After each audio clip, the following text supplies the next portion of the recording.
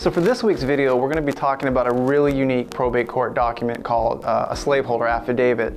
So obviously enslaved people were regarded as property under Alabama law during slavery. However, in matters of criminal acts, they were also regarded as people and therefore could be arrested.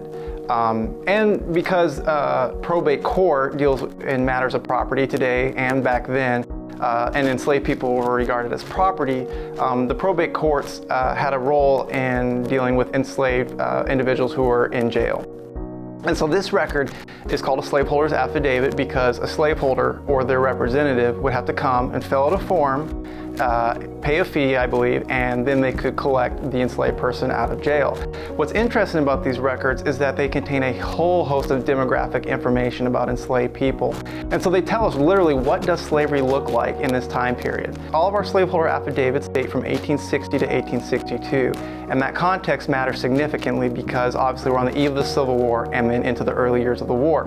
So these enslaved individuals that are mentioned in the slaveholder affidavits, we do know for two of them what they were arrested for. And this is where context comes into play. Remember, we're on the eve of the Civil War, and then we're into the early years of the war. These two individuals were arrested for running away.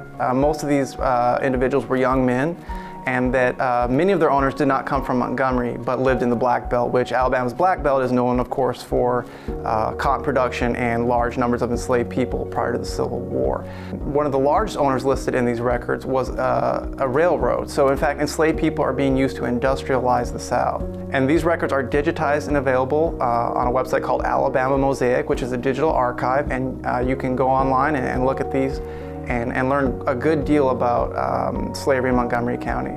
So like most 19th century records, these records contain cursive writing, and sometimes the handwriting is not the best. So what we've done at the Montgomery County Archives is we've managed to create an index and transcribe these. So you can go on our website, just go to Google and type in Montgomery County, Alabama Archives, and you can find an index of the individuals named in these records and a written description of what the records are actually saying.